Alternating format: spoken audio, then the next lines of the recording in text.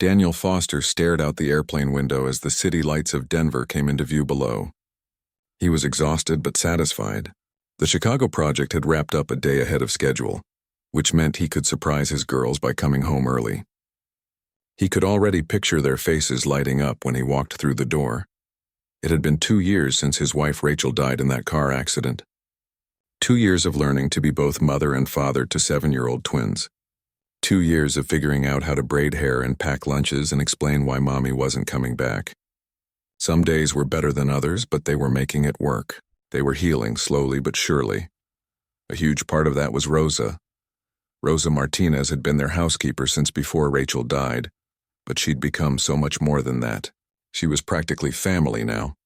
The girls adored her and Daniel trusted her completely. Rosa had her own room in their home, her own life intertwined with theirs. She made the house feel warm and lived in, filled it with the smell of home-cooked meals and the sound of Spanish songs she'd sing while cleaning. Daniel checked his phone as the plane began its descent. No messages from Rosa, which was normal. The girls would be finishing dinner about now, probably getting ready for their Friday night movie tradition. He smiled thinking about it. Maybe he'd arrive just in time to join them on the couch with popcorn. The taxi ride from the airport took 40 minutes through light evening traffic. Daniel watched the familiar streets pass by, feeling that sense of relief that comes with returning home. Business trips were necessary for his architecture firm, but he hated being away from Lily and Sophie. A week felt like forever when you had young kids. His house sat on a quiet street in a good neighborhood, the kind of place where people knew their neighbors and kids rode bikes in the cul-de-sac. It was a 2-story colonial with blue shutters that Rachel had picked out. Daniel had wanted to move after she died, couldn't stand all the memories, but the girls had begged him not to. This was the only home they'd ever known, so they stayed, and slowly Daniel learned to live with the ghosts. The taxi pulled into the driveway at 7:15. Daniel paid the driver, grabbed his suitcase and laptop bag, and headed for the front door. Rosa's car was parked where it always was. The porch light was on. Everything looked completely normal. He unlocked the door quietly, planning to sneak in and surprise everyone. The door swung open and Daniel stepped into the foyer. "Hello?" he called out softly, setting down his bags. Silence. That was the first thing that struck him as wrong. The house was never silent on a Friday evening. Usually he'd hear the TV from the living room or music playing, or the girls arguing about something silly. Rosa would call out a greeting from the kitchen. The house would feel alive. But right now it felt dead. Empty. The kind of quiet that makes your instincts scream that something's not right. "Rosa," Daniel called louder, walking through the foyer into the living room. "Girls?" The living room was empty. The TV was off. A few toys were scattered on the floor, which was normal, but the stillness wasn't. Daniel felt his heart start to beat faster. Maybe they'd gone out, but Rosa's car was here, and she always texted him if they were going somewhere. He pulled out his phone and tried calling Rosa. Upstairs, he heard a phone buzzing. She'd left it behind. That wasn't like her at all. Rosa kept her phone with her constantly to stay in touch with her elderly mother back in Mexico. Then he heard it. A sound from upstairs. Not quite a voice, more like a muffled cry. Desperate. Frightened. Daniel's military training from his younger days kicked in before his conscious mind could catch up.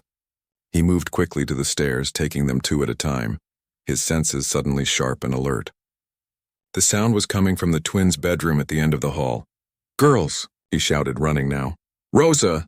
More muffled sounds, more desperate. Someone was trying to scream through a gag. Daniel burst through the bedroom door and froze. For a moment, his brain couldn't process what he was seeing. It was too wrong, too horrifying, too far removed from what should be happening in his daughter's cheerful room with its pink walls and stuffed animals. Rosa sat on the floor between the twin beds. Her hands were tied behind her back with plastic zip ties that cut into her wrists. A cloth had been shoved into her mouth and tied behind her head. Her face was red and streaked with tears, her eyes wide with terror and relief when she saw him. But it was his daughters that made Daniel's heart stop. Lily and Sophie, his 7-year-old babies, were each sitting on their beds with their small hands bound together in front of them. They had gags in their mouths too, and they were crying silently, their little bodies shaking. For one horrible second, Daniel couldn't move. His mind was screaming at him to do something, but his body was frozen in shock. Then training took over again and he was moving. He scanned the room quickly, looking for immediate threats. Empty. He checked the closet, under the beds. No one. Whoever had done this was gone. Daniel went to the girls first, his hands shaking as he untied the cloth from Lily's mouth. She immediately started sobbing. "Daddy, Daddy, Daddy," she cried over and over. He moved to Sophie, removing her gag too, then working on the zip ties binding their wrists. They were tight, cut into their soft skin. He had to get scissors from the bathroom to cut them off. Both girls threw themselves at him the moment they were free, wrapping their arms around his neck and crying so hard they could barely breathe. It's okay, Daddy's here," Daniel said, but his voice was shaking. Nothing was okay. Nothing about this was okay. He held them for a few seconds, trying to calm them enough so he could help Rosa. Then he gently set them down. "Stay right here, okay? I need to help Rosa." He moved to the housekeeper, carefully removing her gag. She gasped for air and immediately started crying and speaking in rapid Spanish. Daniel didn't understand all of it, but he caught enough. Lo siento, lo siento. I'm sorry. Rosa, it's not your fault." "Hold still." He grabbed the scissors and cut the zip ties on her wrists. There were red marks where they'd cut into her skin. She'd been tied up tight, probably for hours. The moment she was free, Rosa collapsed forward and Daniel caught her. She was shaking violently, going into shock. The girls were still crying on the bed behind him. Daniel felt like he was drowning, trying to process everything at once. His training told him to check the house, make sure whoever did this was really gone. But his instinct as a father said to get his family out of here immediately. What if the intruders were still somewhere in the house? What if they came back? Daniel pulled out his phone with shaking hands and dialed 911. The operator answered immediately. 911, what's your emergency? I just came home and found my housekeeper and daughters tied up. Someone broke into my house. They're gone now, I think, but I need police here immediately. Are you safe right now, sir? Is anyone hurt? Daniel looked at Rosa's wrists, at the tear-stained faces of his daughters. We're not injured, but we're not safe. I don't know if they're still in the house. I need you to leave the house right now with your family and wait outside for police. Don't touch anything else. Can you do that? Yes, we're going. He helped Rosa to her feet. She was still shaking so badly she could barely walk. Daniel scooped up Lily with one arm and took Sophie's hand with the other. Come on, we're going outside. They made their way downstairs slowly.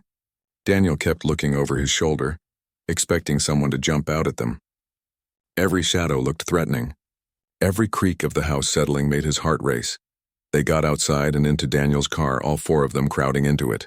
Daniel locked all the doors and turned on the engine, ready to drive away if he needed to. The girls clung to Rosa, and Rosa held them close, all three of them crying. Daniel kept one hand on his phone, the other on the steering wheel, watching the house like it was a bomb about to explode. His home, the place where his children were supposed to be safe. Someone had violated it, had terrorized the people he loved most in this world. In the distance he heard sirens. Police were coming. But Daniel knew that even after the police left, even after they figured out who did this and why, nothing would ever feel the same again. Safety was an illusion, and someone had just shattered it completely. He looked in the rearview mirror at his daughters' frightened faces and felt rage building inside him. Someone had done this to his children. Someone had tied up his little girls and left them terrified. And whoever it was, they were going to pay for it. But right now, all that mattered was that everyone was alive. They'd survived whatever nightmare had happened here. That had to be enough for now. The police arrived within minutes, 3 patrol cars pulling up with lights flashing. Daniel had never been so relieved to see uniforms in his life. He got out of the car slowly, keeping himself between the officers and his family. Some protective instinct making him shield them even though these were the people there to help. The lead officer, a woman in her 40s with kind eyes, approached carefully. I'm Officer Chen. Are you Daniel Foster? Yes. My daughters and housekeeper, they were tied up when I got home. I found them about 20 minutes ago. Is anyone injured? Not physically. But they're terrified. My girls are 7 years old. Officer Chen's expression hardened. Okay, we're going to secure the house first, make sure no one's inside. Then we'll need to talk to everyone and get statements. An ambulance is on the way to check everyone over. Daniel watched as officers entered his house with weapons drawn. It felt surreal, like watching a TV show where this happened to someone else's family. Not his. This kind of thing didn't happen to people like him in neighborhoods like this. But it had happened. It was real. And he could see the proof in his daughter's tear-stained faces and Rosa's shaking hands. The ambulance arrived and paramedics approached the car. Daniel opened the back door and they began checking Rosa and the girls. Rosa's wrist had deep red marks and some minor bleeding where the zip ties had cut her. Sophie had wet herself at some point during the ordeal, and Lily's wrists were bruised. The paramedic examining Sophie said gently that bedwetting was a common trauma response in children, and nothing to be ashamed of. Daniel felt sick. His daughter had been so scared she'd lost control of her bladder. What else had happened? What had they been through while he was in Chicago celebrating a successful project? After about 15 minutes, Officer Chen returned. House is clear. No one's inside, but Mr. Foster, you need to prepare yourself. The place has been ransacked. They went inside together, leaving the girls with the paramedics and another officer. What Daniel saw made his stomach drop. His home looked like a tornado had hit it. Every drawer in the kitchen had been pulled out and dumped. The living room cushions were torn apart. Upstairs was worse. His bedroom looked like someone had gone through it with angry, destructive purpose. Clothes everywhere. His safe door hung open, pried with what must have been a crowbar. Papers scattered across the floor. We'll need you to inventory what's missing, Officer Chen said. But first, let's get statements from everyone while their memories are fresh. They set up in the living room, which the officers had straightened enough to sit down. Rosa came in first, still trembling but trying to pull herself together. She sat on the couch with a blanket wrapped around her shoulders, and Daniel sat beside her holding her hand. Take your time, Officer Chen said gently. Tell us what happened. Rosa's story came out slowly in a mix of English and Spanish that Daniel helped translate when she couldn't find the words. She'd been making dinner around 3 o'clock when someone knocked on the door. 2 men, she said. Both white, maybe in their 30s. They were wearing work clothes and had badges hanging around their necks. They said they were from the water company, Rosa explained, her voice barely above a whisper. Said there was a leak in the neighborhood, and they needed to check our pipes. They looked official. They had badges. I thought it was real. Daniel squeezed her hand. It's okay. Keep going. I let them in. They asked to see the basement first, so I showed them. Then one of them grabbed me from behind, put his hand over my mouth. I tried to scream but couldn't. The other one ran upstairs. Rosa started crying harder and Officer Chen waited patiently. The girls were doing homework in their room.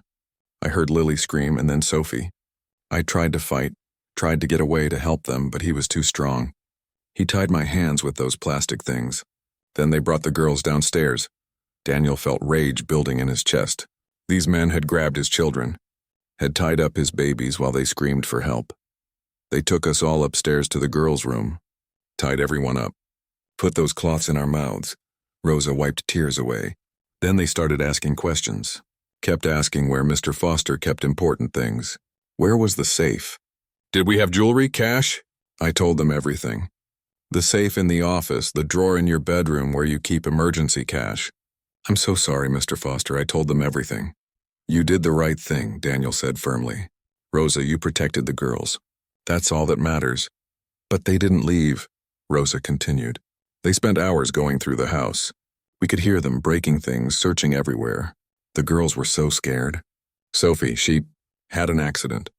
She was crying, and Lily was breathing so fast I thought she would pass out.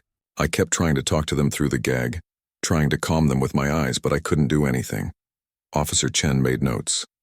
Did they say anything to you? Threaten you? Yes, they said if we tried to escape or scream, they would come back and hurt us. They said they knew where we lived now, knew the girls' names. One of them, he showed me his phone. It had pictures of Lily and Sophie at their school. He said they'd been watching us. Daniel felt cold. These men had been watching his family, had followed his daughters, had planned this. When did they leave? Officer Chen asked. Maybe 30 minutes before Mr. Foster came home. They just left us there, tied up, gagged. I was so scared they would come back. So scared. The officer took down detailed descriptions of the men, both in their 30s. One was taller, maybe 6 feet, with brown hair and a tattoo on his neck. The other was shorter, stocky, with a beard. They'd worn work clothes, blue shirts and pants like utility workers would wear. Next, they talked to the girls. Daniel insisted on being present. Officer Chen brought in a victim advocate who specialized in working with children, a young woman who spoke in a soft, reassuring voice. Lily told her story first, holding tight to Daniel's hand. We were doing homework, math problems. Then we heard Rosa scream downstairs, but it got cut off really quick. Sophie and I looked at each other and we knew something was wrong. What did you do? The advocate asked gently. I wanted to hide, but there was no time. The bad man came into our room really fast. He grabbed Sophie first because she was closer to the door. She screamed, and I screamed too. Then the other man came up and grabbed me. Tears were streaming down Lily's face, but she kept talking. Daniel had never been more proud or more heartbroken. They tied our hands together. It hurt. The plastic things were too tight. Then they put those cloths in our mouths. I couldn't breathe right. I thought I was going to choke. Sophie, who'd been quiet until now, spoke up. I was so scared, Daddy. I kept thinking about Mommy, about how she died and I'd never see her again. And now maybe I'd die too and never see you again. Daniel pulled both girls into a tight hug, trying not to break down in front of them. You're safe now, I promise. You're safe. But even as he said it, he wondered if that was true. The men had shown Rosa pictures of the girls at school. They'd been watching the family. What if they came back? After the statements were done, Officer Chen took Daniel aside. I need you to walk through the house and tell us what's missing. I know it's hard right now, but the sooner we know what they took, the better our chances of tracking them. Daniel did the inventory with a heavy heart.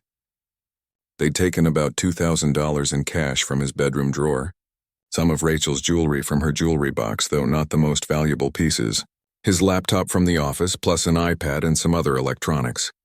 They'd emptied his safe, which had contained important documents, birth certificates, passports, the deed to the house. But here's what was strange. They'd left behind Rachel's engagement ring, which was worth over $30,000 and was sitting in plain sight on his nightstand. They'd left his expensive watch collection. They'd left a jar of coins that probably had $200 in it. Officer Chen noticed it too. Professional thieves would have taken the ring, she said. They would have known what to look for. These guys seemed more interested in documents and less interested in obvious valuables. What does that mean? Daniel asked. I'm not sure yet, but something doesn't add up here. This doesn't feel like a normal burglary. A detective arrived around 9 o'clock, a sharp-eyed man in his 50s who introduced himself as Detective Warren. He walked through the house, asking questions, examining the scene. He paid particular attention to the safe and the pry marks on it. This was done by someone who knew what they were doing, he said, but not an expert. An expert would have opened this without damaging it. These guys used brute force. They were in a hurry or not very skilled. Does that help us find them? Daniel asked. Maybe. We'll process the scene for fingerprints and DNA. We'll check pawn shops for your wife's jewelry. We'll pull security footage from your neighbors' cameras if they have any. Detective Warren looked at Daniel seriously. But Mr. Foster, I have to ask you some hard questions. Is there anyone who would want to target you specifically? Anyone with a grudge? Someone from your past? Daniel thought about it. I'm an architect. I design buildings. Sometimes clients aren't happy with costs or timelines, but nothing that would lead to this. I can't think of anyone who'd want to hurt my family. What about your late wife? Any issues there? Rachel died in a car accident 2 years ago. There was no mystery about it. She ran off the road during a snowstorm. It was ruled accidental. Detective Warren made notes. What about Rosa? How well do you know her? Daniel felt defensive immediately. Rosa's been with us for 5 years. She's like family. There's no way she's involved in this. I have to ask, did she let them in? Because they looked legitimate. They had fake badges and pretended to be utility workers. That's not her fault. The detective nodded but didn't look entirely convinced. Daniel knew he was just doing his job, but it still bothered him. Rosa was a victim here too. By the time the police finished processing the scene, it was after midnight. They were done with the house but told Daniel he might want to stay somewhere else for the night. The place was a mess and the locks had been compromised. Daniel called his brother who lived across town. Within an hour, they were all packed into his brother's guest room. Rosa, the twins, and Daniel all squeezed together, none of them wanting to be alone. That night, nobody slept much. Every sound made them jump. Lily woke up screaming from a nightmare twice.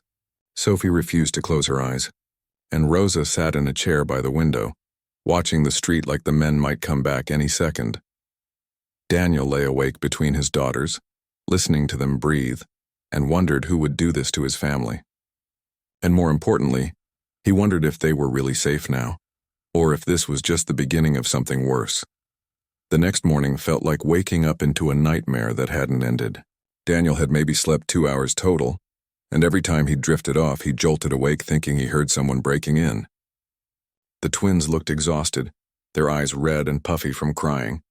Rosa had dark circles under her eyes and jumped at every sound. Daniel's brother made breakfast, but nobody ate much. Lily pushed her pancakes around her plate without taking a bite. Sophie asked if she could stay home from school forever. Rosa drank coffee with shaking hands and apologized over and over for letting the men into the house. "Rosa, please stop," Daniel said for the 10th time. "This wasn't your fault. They tricked you. That's what criminals do. But I should have been more careful. I should have called the water company to verify. I should have protected the girls better. You did protect them. You told those men what they wanted to hear so they wouldn't hurt anyone. You kept the girls calm. You were brave." But Rosa couldn't accept it. The guilt was eating her alive, and Daniel could see it in every line of her face. Around 10 in the morning, Detective Warren called. "Mr. Foster, can you come down to the station? We have some questions and some footage we'd like you to look at."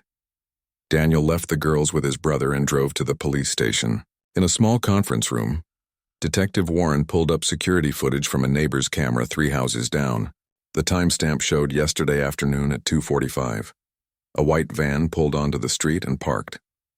2 men got out, both wearing what looked like utility worker uniforms. One carried a clipboard. They walked up Daniel's driveway and out of frame toward his front door. "That's them," Daniel said, his hands clenching into fists. "Those are the guys who terrorized my family." "Unfortunately, the angle doesn't give us a clear view of the license plate," Detective Warren said. "We're trying to enhance the image, but it's going to take time. We've also been checking with the real water company. They had no service calls on your street yesterday. So they made fake badges and uniforms just to get inside. Looks that way. This was planned, Mr. Foster. These men targeted your home specifically." The detective pulled up another screen showing photos of the crime scene. "Here's what's bothering me.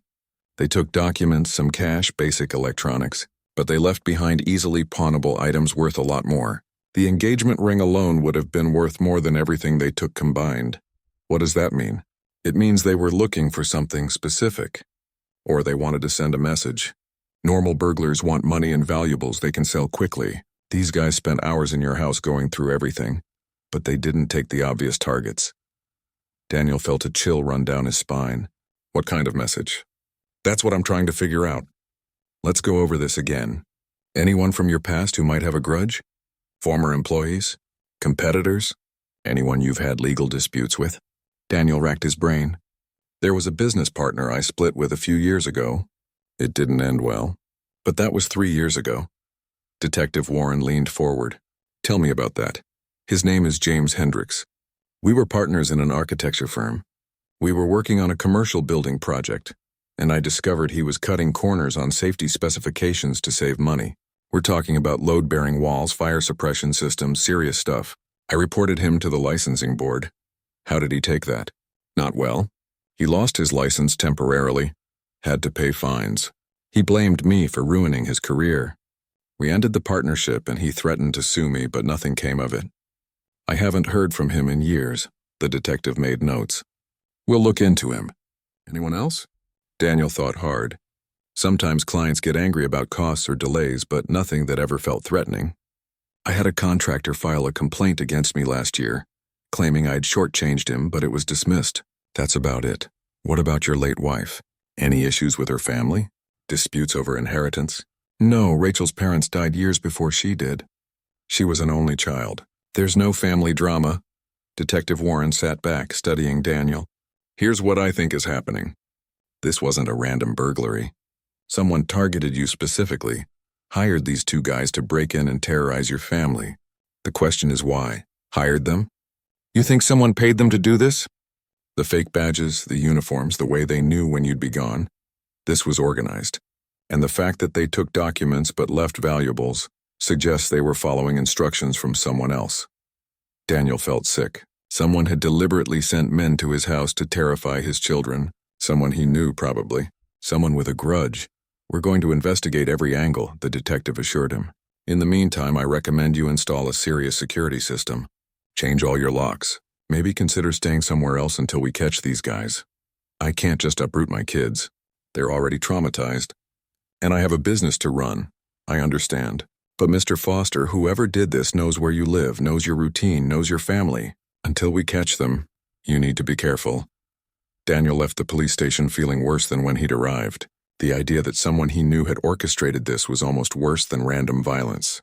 It meant someone had looked at his daughters' innocent faces and decided they were acceptable collateral damage. He stopped at a security company on the way back to his brother's house and ordered a complete system, cameras on every entrance, motion sensors, glass break detectors, the works.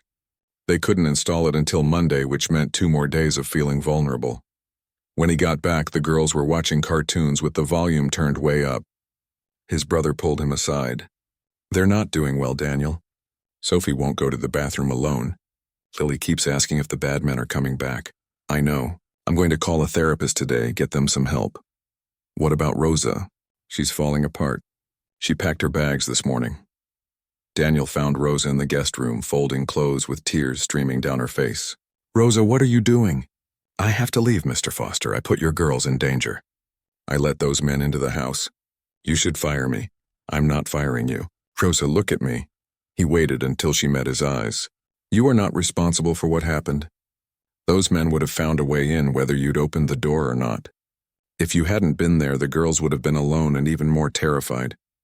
You kept them as safe as you could, but I failed them. No. You survived something horrible, and you helped them survive it too. The girls need you, Rosa. I need you. Please don't leave us. Rosa broke down completely, and Daniel hugged her while she cried. She'd been holding everything together, trying to be strong, and now it was all pouring out. He let her cry, understanding that she needed to. Over the next few days, they tried to build some kind of routine. Daniel took time off work to be with the girls. They couldn't go back to their house yet. The locks weren't changed, the security system wasn't installed, and the place was still a crime scene. So they stayed with his brother in a cramped 3-bedroom house where everyone was on top of each other.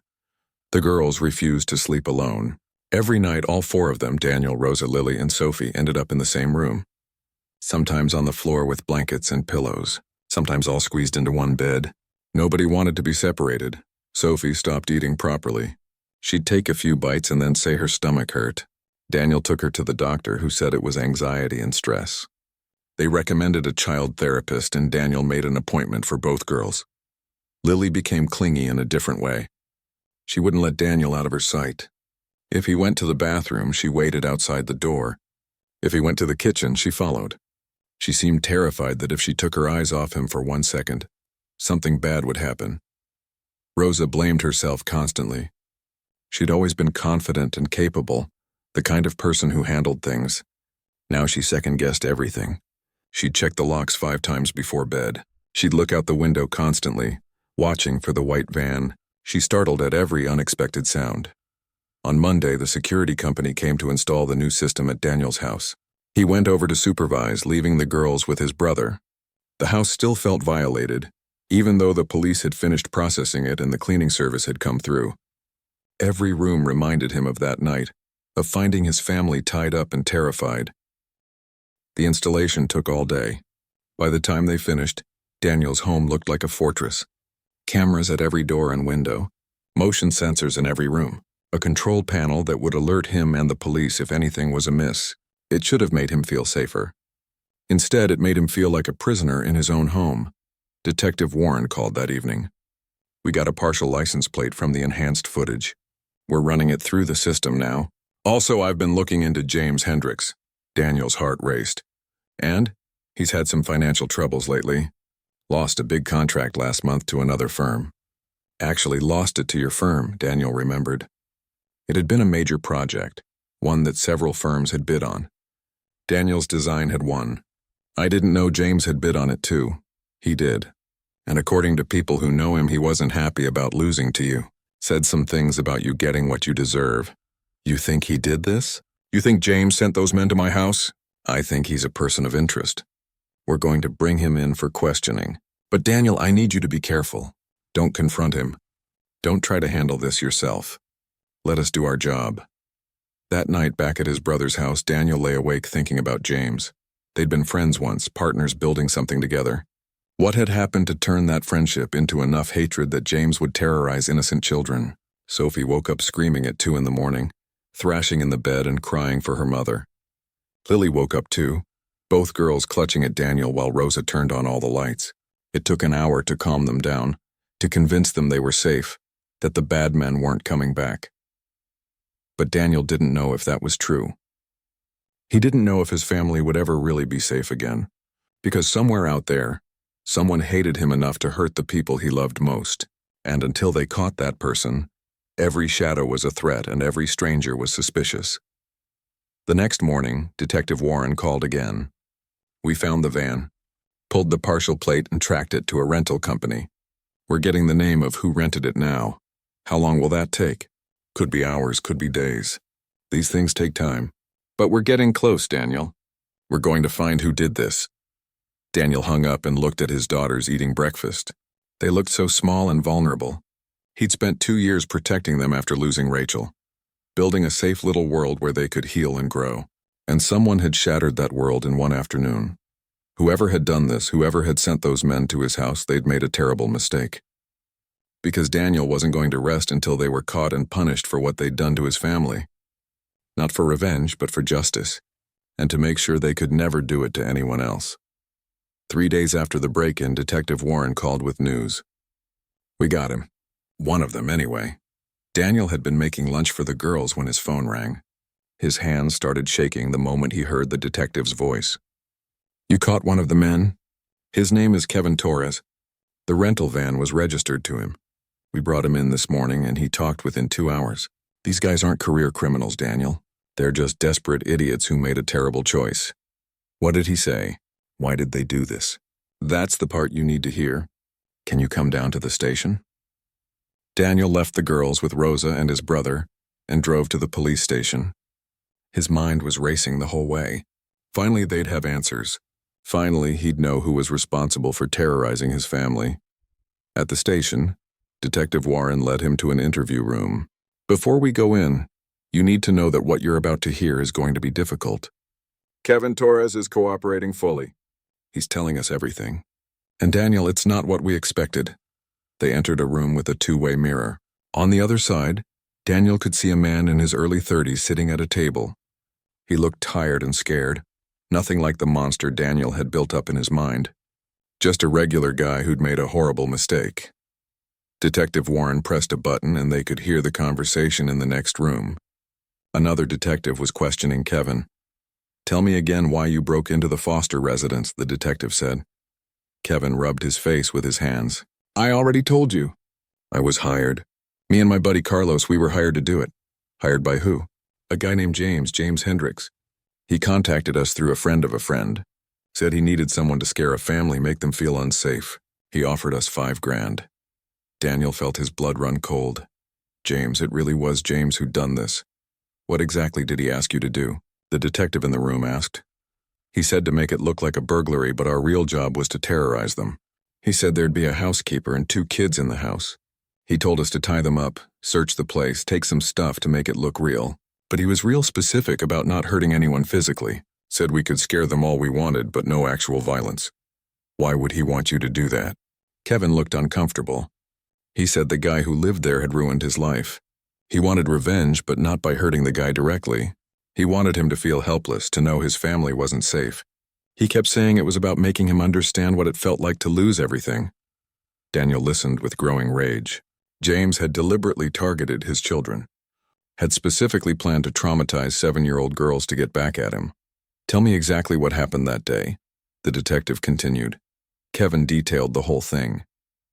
How they'd gotten fake utility worker badges online. How they'd watched the house for a week to learn the routine, to know when Daniel would be gone. How they'd knocked on the door pretending to be from the water company. knowing Rosa would let them in because she was trusting and kind. We didn't want to hurt anyone, Kevin said, and he sounded like he meant it. We needed the money, man. I got a kid of my own, got behind on rent. $5,000 seemed like an easy solution. We figured we'd scare them a little, take some stuff, and be done. But when I saw those little girls, his voice cracked. They were so scared. They were crying and shaking. The one she wet herself because she was so terrified. And I knew we'd crossed a line. I knew this was wrong, but we were already in it. And James said he'd go to the cops if we backed out and say we'd tried to rob him. So we went through with it. What did you take from the house? Not much. Some cash, maybe $2,000. Some jewelry that wasn't worth much. A laptop and iPad. Some documents from the safe. James specifically wanted the documents. Birth certificates, passports, stuff like that. Why did he want documents? He didn't say. Just said to make sure we got them. The detective in the room leaned forward. Where's your partner? Where's Carlos? I don't know, man, I swear. After we left the house, we split up. He took his share of the money and said he was leaving town. I haven't heard from him since. Detective Warren turned off the audio. Daniel was trembling with rage. James did this. He actually hired people to terrorize my children. Yes, and we're getting a warrant for his arrest right now. But Daniel, there's something else you need to know. Kevin says James was very specific about the timing. He knew exactly when you'd be in Chicago. He knew your schedule. How? I don't broadcast my travel plans. Kevin says James told them he'd been watching you for months. Your social media, your business website, everything. He knew your routines, knew when you traveled for work. This wasn't impulsive, Daniel. This was calculated revenge that he'd been planning for a long time. Daniel felt sick. While he'd been living his life, raising his daughters, working on projects, James had been watching and planning. Nursing his grudge and plotting revenge. What happens now? Daniel asked. We arrest James Hendricks. We charge him with conspiracy, kidnapping, unlawful restraint, and about a dozen other charges. Kevin's cooperation will help, but we'll need you and your family to testify eventually. Whatever it takes. I want him to pay for what he did to my girls. They arrested James that afternoon at his office. Daniel wasn't there to see it, but Detective Warren called him with the details. James had been sitting at his desk working when police came in. He denied everything at first, but when they told him Kevin had already confessed and was cooperating, he'd gone quiet. They brought him in for questioning, and this time, Detective Warren let Daniel watch through the two-way mirror.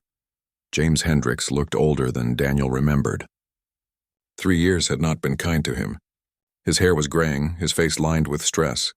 He wore an expensive suit that looked too big on him, like he'd lost weight. When they brought him into the interrogation room, he looked angry but also strangely calm. I want my lawyer, were the first words out of his mouth. That's your right, Detective Warren said. But let me tell you what we already know. We have Kevin Torres in custody. He's told us everything. About how you hired him and his partner to break into Daniel Foster's home. About how you specifically instructed them to terrorize a woman and 2 children. About how you've been planning this for months. James said nothing, just stared at the table. Here's what I don't understand, the detective continued. You were successful once. You had a good career. What happened that made you hate Daniel Foster enough to hurt innocent children? James looked up, and for the first time Daniel saw the depth of hatred in his former friend's eyes. He destroyed my life. We were partners and he stabbed me in the back. By reporting safety violations, by being self-righteous. We could have fixed those issues quietly. Instead, he went to the board, made a big deal about it, made me look like I was trying to kill people. I lost my license.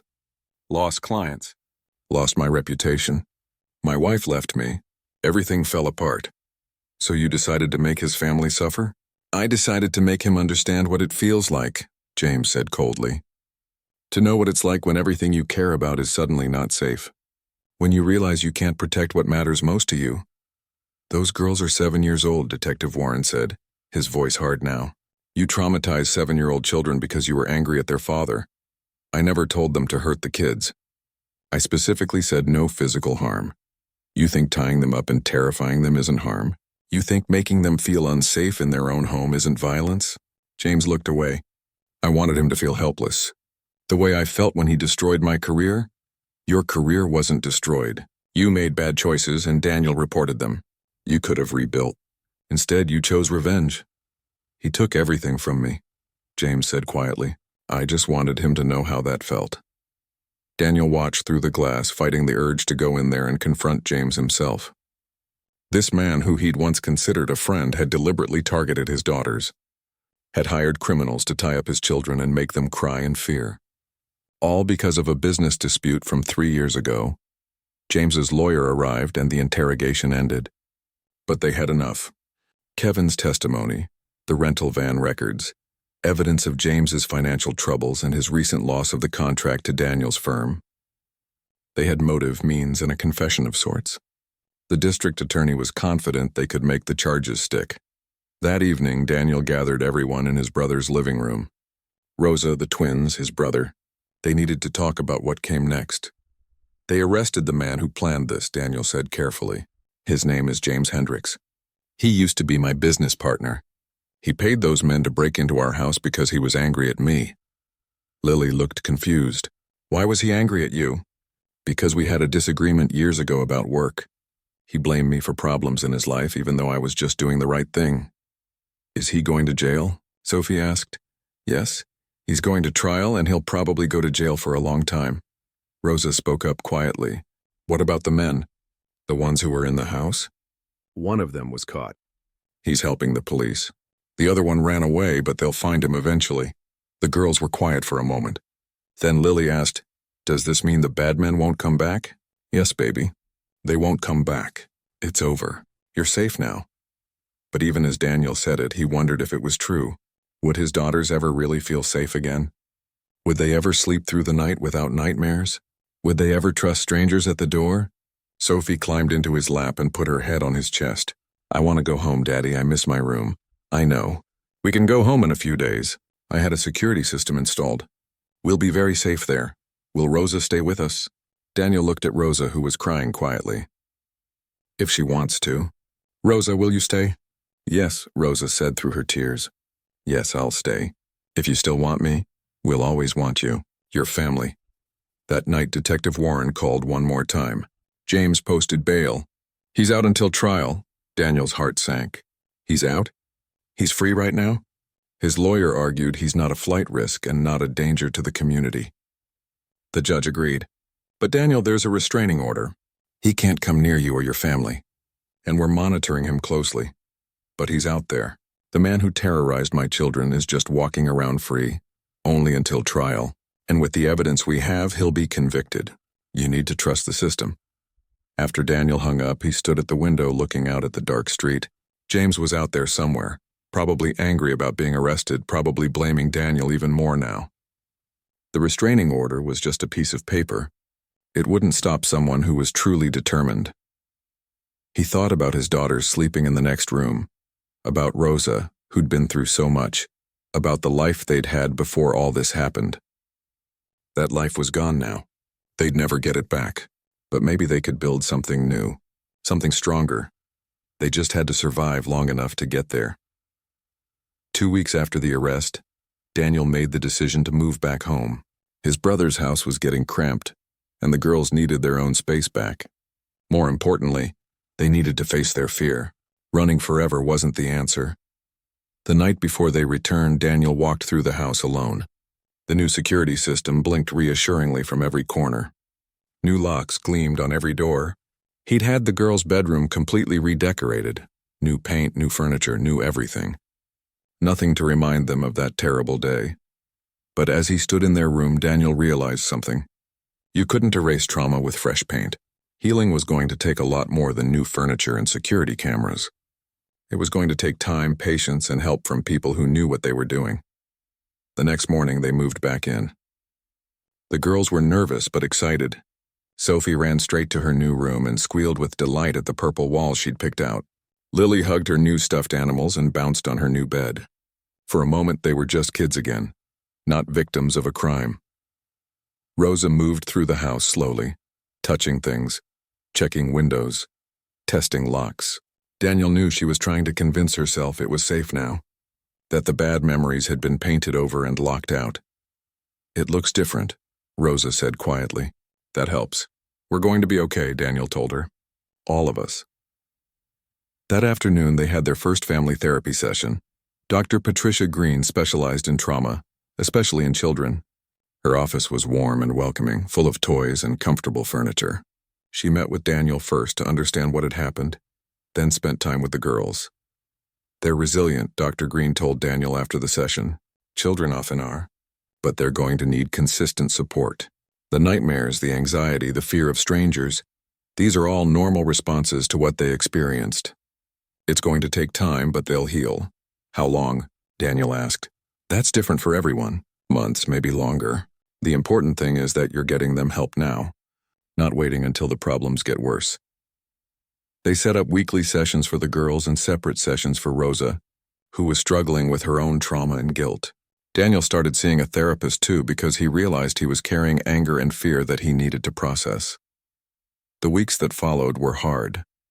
Sophie had setbacks where she'd refuse to eat or leave Daniel's side. Lily would wake up screaming from nightmares where the bad men came back. Rosa would have panic attacks when someone knocked on the door unexpectedly. But there were good moments too. Moments when the girls would laugh at something silly and sound like their old selves. Moments when Rosa would hum while cooking dinner, and the house would feel like home again. Moments when Daniel would tuck his daughters into bed and they'd fall asleep without fear. 3 months after the break-in, they caught the second intruder.